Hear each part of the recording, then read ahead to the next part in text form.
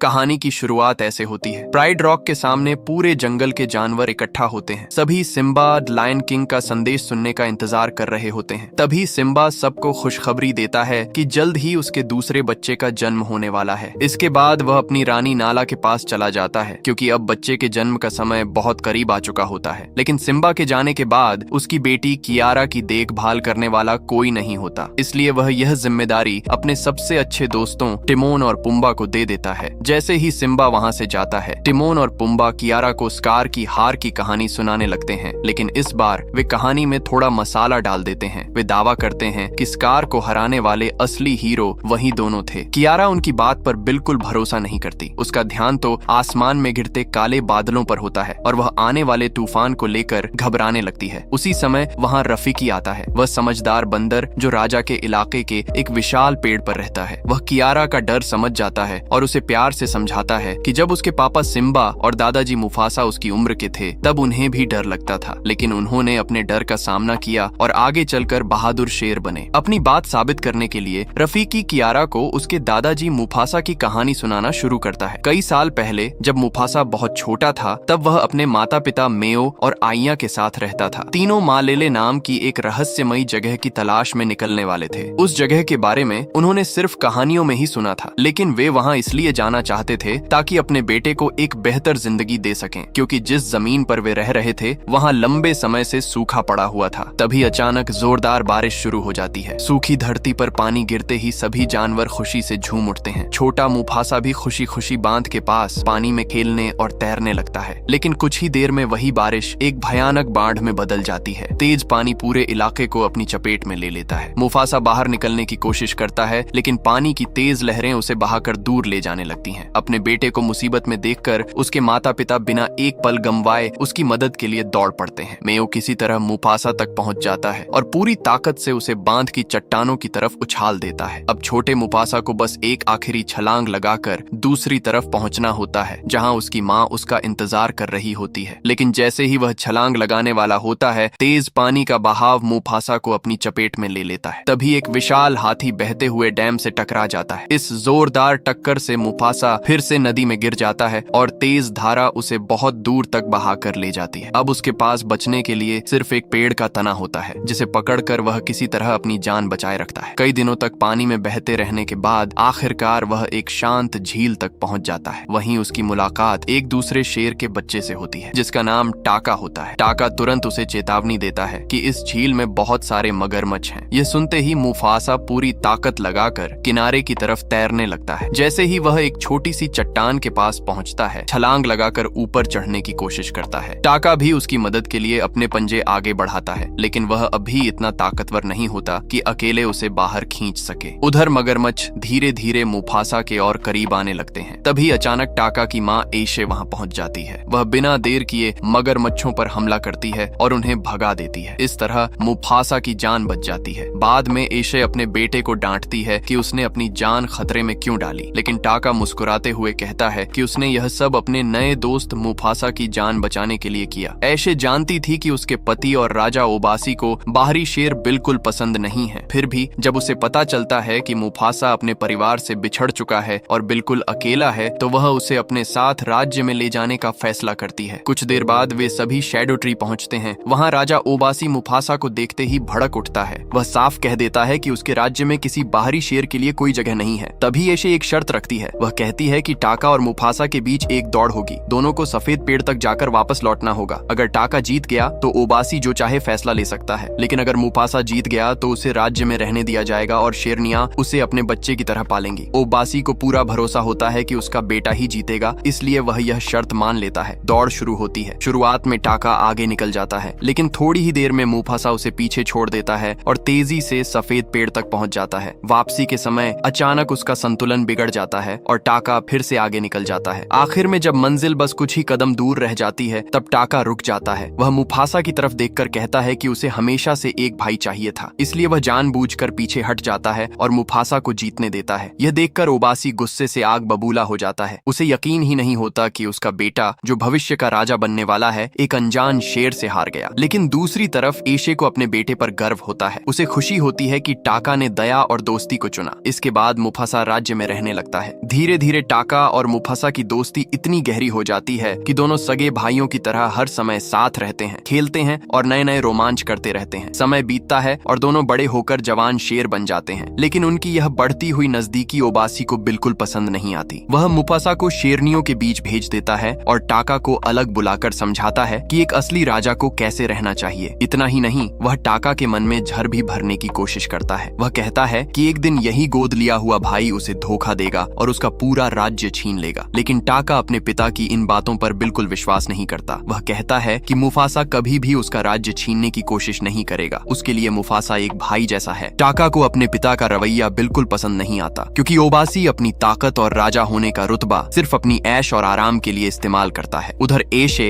Mufasa को एक बेहतरीन शिकारी बनने की ट्रेनिंग देने लगती है। वह उसे सिखाती है कि सिर्फ ताकत ही नहीं, बल्कि अपनी आंखों, कानों और सूंघने की ताकत का सही इस्तेमाल करना भी बहुत जरूरी होता है। मुफासा बहुत जल्दी हर चीज सीख जाता है। वह शिकार के पैरों के निशान तक पहचान लेता है, जिसे देखकर एशे भी हैरान रह जाती है। एशे उससे कहती है कि अगर वह अपनी इस काबिलियत पर भरोसा करना सीख जाए तो एक दिन वह अपने असली माता पिता तक भी पहुंच सकता है। लेकिन मुफासा को लगता है कि उसके माता पिता अब कभी नहीं मिलेंगे, इसलिए वह अपनी किस्मत मान चुका होता है और बिना किसी ताज या राजा बनने के सपने के एक साधारण शेर की तरह जिंदगी जीना चाहता है। अगले दिन एशे और मुफासा जंगल में शिकार करने निकलते हैं। वहीं टाका भी चुपके चुपके उनका पीछा करने लगता है, लेकिन उन्हें पता ही नहीं चलता कि वे सफेद शेरों के इलाके में पहुंच चुके हैं। उसी समय सफेद शेर एक बड़े एंटीलोप के झुंड पर हमला करने की तैयारी कर रहे होते हैं। जैसे ही वे घुसपैठियों को देखते हैं, सफेद शेर सीधे एशे पर टूट पड़ते हैं। अपनी माँ को खतरे में देखकर मुफासा बिना डरे उनकी तरफ दौड़ पड़ता है। दूर खड़ा टाका भी माँ की मदद के लिए भागता है, लेकिन तभी एक भागता हुआ एंटीलोप उससे टकरा जाता है। वह बुरी तरह घबरा जाता है और डर के मारे पीछे हट जाता है। इधर एशे लड़ते लड़ते मुफासा को सिखाती रहती है कि दुश्मन के हमले से कैसे बचना है और सही समय पर पलटवार कैसे करना है। लेकिन लड़ाई के दौरान एक सफेद शेर एशे को जमीन पर गिरा देता है और उसे मारने ही वाला होता है। तभी मुफासा पूरी ताकत से उस शेर पर झपटता है और उसे पास पड़े पेड़ के तने की तरफ धक्का दे देता है। जोरदार टक्कर लगते ही सफेद शेर बुरी तरह घायल हो जाता है। अपने साथी को मरता देखकर दूसरा सफेद शेर वहां से भाग निकलता है। इसके बाद मुफासा एशे को सुरक्षित वापस शैडो ट्री ले आता है। जब ओबासी पूरी बात सुनता है तो वह पहली बार मुफासा का धन्यवाद करता है, क्योंकि उसने उसकी रानी की जान बचाई थी। लेकिन टाका पूरे समय चुप रहता है। उसे इस बात की शर्म आती है कि डर की वजह से वह अपनी माँ की मदद नहीं कर पाया। उधर जो सफेद शेर भाग निकला था, वह अपने ठिकाने पर पहुंचता है और अपने सरदार किरोस को सारी घटना बता देता है। वह कहता है कि एक जवान शेर ने उनके झुंड के एक सदस्य को मार डाला और वह कोई साधारण शेर नहीं, बल्कि किरोस का अपना बेटा था। अपने बेटे की मौत की खबर सुनते ही किरोस गुस्से से पागल हो जाता है। वह उन शेरनियों को भी सजा देने का आदेश देता है जो उसके बेटे की रक्षा नहीं कर सकी। इसके बाद किरोस कसम खाता है कि वह इस मौत का बदला जरूर लेगा। वह अपने पूरे सफेद शेरों के झुंड को इकट्ठा करता है और ओबासी के राज्य पर हमला करने की तैयारी शुरू कर देता है। इसी दौरान ओबासी टाका को अकेले बुलाकर उस लड़ाई के बारे में पूछता है। टाका सच सच मान लेता है कि वह डर गया था और इसलिए लड़ाई से भाग गया। टाका चाहता था कि वह सबके सामने सच बता दे, लेकिन ओबासी उसे रोक देता है। वह कहता है कि अगर लोगों को यह पता चल गया कि भविष्य का राजा डर कर भाग गया था तो उसकी इज्जत और गद्दी दोनों खतरे में पड़ जाएंगी। ओबासी और टाका की बात अभी चल ही रही होती है कि तभी राज्य का एक स्काउट दौड़ता हुआ वहां पहुंचता है। वह घबराकर बताता है कि बाहरी शेरों का झुंड तेजी से उनकी तरफ बढ़ रहा है। खतरे को समझते ही ओबासी फैसला करता है कि किसी भी हाल में टाका की जान बचनी चाहिए। वह टाका को आदेश देता है कि वह तुरंत मुफासा के साथ यहाँ से निकल जाए। दूसरी तरफ ओबासी और एशे खुद वहीं रुककर सफेद शेरों का सामना करने का फैसला करते हैं। अगली सुबह एशे भारी मन से दोनों बच्चों को अलविदा कहती है। जाते जाते वह मुफासा से कहती है कि उसे अपने असली माता पिता का सपना जरूर पूरा करना चाहिए और हर हाल में माँ लेले की तलाश करनी चाहिए। इसके बाद मुफासा और टाका अपने पालक माता पिता को पीछे छोड़कर वहाँ से निकल जाते हैं। कुछ घंटों बाद किरोस अपने पूरे झुंड के साथ ओबासी के राज्य में पहुँच जाता है। जल्द ही सबको पता चल जाता है कि किरोस सिर्फ ताकतवर ही नहीं, बल्कि ओबासी से कहीं ज्यादा चालाक और खतरनाक भी है। बिना ज्यादा मुश्किल के वह पूरे राज्य पर कब्जा कर लेता है। किरोस जानता था कि ओबासी और एशे कभी उसके सामने सिर नहीं झुकाएंगे, इसलिए वह दोनों को बेरहमी से मार डालता है। इसके बाद उसका अगला निशाना मुफासा और टाका बन जाते हैं। उधर दोनों भाई अपनी जान बचाने के लिए लगातार भाग रहे होते हैं। भागते भागते वे उसी झील तक पहुंच जाते हैं। टाका कहता है कि अगर उन्हें बचना है तो पानी पार करना ही होगा, लेकिन मुफासा अब भी बचपन की उस भयानक बाढ़ को नहीं भूला था। पानी देखते ही उसके मन में डर लौट आता है और वह नदी पार करने से मना कर देता है। इसी बात को लेकर दोनों भाइयों के बीच बहस शुरू हो जाती है, लेकिन इसी देरी का फायदा फायदा उठाकर किरोस और उसकी शेरनियां